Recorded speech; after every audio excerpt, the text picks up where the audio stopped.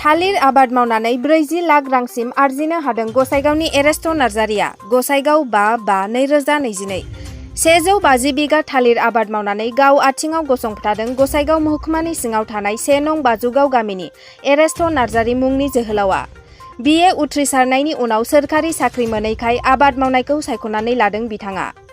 2014 मायथाइनिफ्राय मावजेननानै दिनैसिम गोबां मानसिफोरनो खामानिनि राहा होनायजों लोगोसे गावबो 40 लाख रांसिम आर्जिनानै नखर खांनायजों लोगोसे गसंथानो हादों एरेस्ट नार्जारिया। आच्छा, जोङो नुनो मोन्दों नोंथाङा गासै 150 थालिर बागान खालामनायखौ दिनै नोंथाङा बेसेबां खरसा खालामखो, बेसेबां आर्जिनो हाखो? बे 150 बिगायावहाय आंहा गासै खरसाया बिदिनो 40 निफ्राय 45 लाखसिमनि गेजेराव थांदों आरो। दा बेयावहाय आं दाबो फानजोबनो हायाखै, मथा-मथि खावसेखौ फानहरबाय होनजायो। मथा-मथि बिमा फैसाया सिखारनानै एसे एनै लाबखौ मोनबाय आरो। ओमफ्राय जाखिनि बिदिनो 20 बिगासो 50 बिगासो दंबावो फाननो, बेखौहाय आङो प्रफिटआव मोनगोन आरोखि एबारनिफ्राय। ओरैनो नोंथाङा बे आबाद मावनायखौहाय माब्रै जागायखो? बेसे गोबावनिफ्राय जागायामोन? आं बे आबाद मावनायखौ 2014-15निफ्राय जागायदों आरो। दा जागाय बिदिनो 7-8 बोसोरसो जाफैबाय।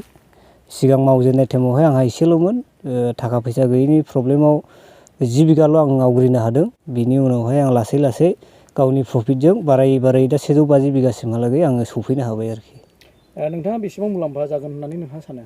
आंहा बेयावहाय 40सो खरसा गारनानै बिदिनो 40निफ्राय 50नि गेजेराव मुलाम्फाया जानांगौ आरोखि। आरो नोंथांनि सिङावहाय साबेसे दिनै राहा मोननो हादों? आंनि आन्दारावहाय 15 जनाथ' सब समाय बिसोरो दैलि मावखायो, बिसोर राहा मोननो हाखायो।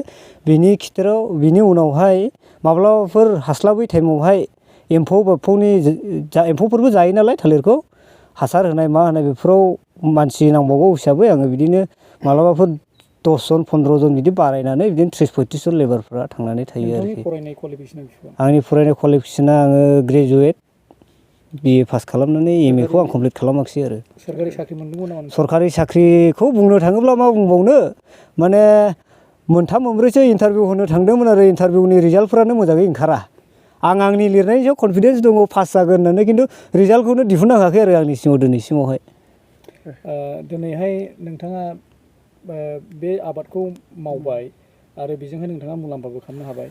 दा जोंनि फैबाय थानाय देरबोनाय जोहोलावफोरखौ नोंथाङा मा थुलुंगा होगोन? जोहोलाव लाइमोनफोरखौ थुलुंगा होनायनि बाथ्राया बेनो जाहैबाय, माने गावखौ जेब्लायबो बेखारावहाय साननानै बांद्राय जानाय लोंनाय मानाय बेफोराव गोजोमनो नाङा। मावनाय दांनायफोराव एसे गोसो होनांगौ, फरायनायावबो फरायनांगौ आरो। ओमफ्राय फरायनानै जेनेबा ग्रेजुवेसन पास खालामबाय, MA पास खालामबाय, आं जेबो साक्सेस जायाखिसै होननानै गावखौ फासयनो नाङा आरोखि। नोङो माबाफोर गभार्नमेन्ट जबफोर मोनाखैब्लाबो माबा मोनसे बिजनेस बा आबादफोर मावनानै आं जिउ खुंलांनो हागोन नामा, बेखौ एसे थांखि लानानै आवगायनो हायो आरोखि। बेनो आंनि बुंलांनाया। नोंथाङा सोरखारनि अनसुंथाइ मोनदोंमोन नामा बे आबादखौ मावनायाव? सरखारनिफ्राय अनसुंथाइखौथ' आं जेबो मोनाखै, माने खोनानो मोन्दों बे एग्रिकालसार डिपार्टमेन्टनिफ्राय मानिफ्राय सोरहाबा लन मोन्दों, माबा सलार, ओमफ्राय पाम्पसेट मेचिन, डेलिभारि पाइप बेफोरखौ मोन्दों होननाय खोनादों। खिन्थु दिनैसिमाव आङो सरखारनिफ्राय जेबो बिदि अनसुंथाइखौ मोननो हायाखै आरो। दिनैसिमाव जेबो मोनाखै। मानो होनोब्ला दिनैसिम एग्रिकालसार डिपार्टमेन्टनि मानसिफ्राबो बेरायफैयाखै आरोखि आंनि बागानाव। नोंथाङा सोरखारनि अनसुंथाइ मोननो लुबैना लुबैया? अनसुंथाइ मोनब्लाथ' आंनि थाखाय बिराद गोसोआव रंजानाय फैगोन। अनसुंथाइखौ आं बिराद मोननो लुबैयो आरोखि। मानो होनब्ला आंहाबो थाखा फैसानि प्रब्लेम जायो, समनि गेजेराव हारसिङै हायानो। बोसोरनिफ्रायबा दाहार लाथ'नानैसो मावनांगौ गोनां जायो। दा बेखौ सरखारनिफ्राय एसे अनसुंथाइफोर होयोब्ला आङो एसे रेजेंगौमोन आरोखि। थालिर बागान आबाद मावनानै मानसिया गसंथानो हागोन होननानै नोंथाङा सानो नामा? हायो, 100% आं बेखौ बुङो आरोखि। मानो होनोब्ला आं प्रेक्टिकेलि आं गावनो सासे थालिर आबादखौ मावोब्ला जेनेबा हिसाब खालामनो थाङोब्ला सासे मास्टार साख्रियाबो हास्लाबा आरोखि। मानो होनब्ला सासे मास्टार बेथना मासावहाय 30निफ्राय 40 हाजारसोखौ बेथन मोनगोन।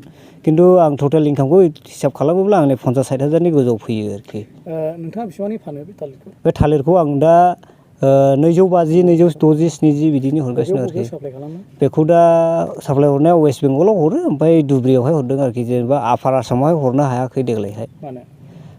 आफार आसामाव हरनो हायैनि प्रब्लेमा जाहोना बेनो जाहैबाय, माने थालिरखौथ' नोंने जुखि हिसाबै बुंनो थाङोब्ला गारियावहाय एसे एनै लांनानै फसाया गोजानाव लांनाय हिसाबै गारि भाराया बारा गोग्लैयो हिसाबै 200-250 पिस लांनांगौ जायो बिनि जायगायावहाय देग्लाय 100-110 पिस बिदिल' लद होनो हादों आरो मानो होनोब्ला 150 क्लाय पिस लद होबानो अभारलड जादों होननानै लामायाव MBI पुलिसफ्रा होसो हमनानै 25,000-30,000 फाइन दाननानै होयो आरोखि बिनि थाखाय जोंहा देग्लाय एसे मार्केटआ डाउनाव फैदों आरोखि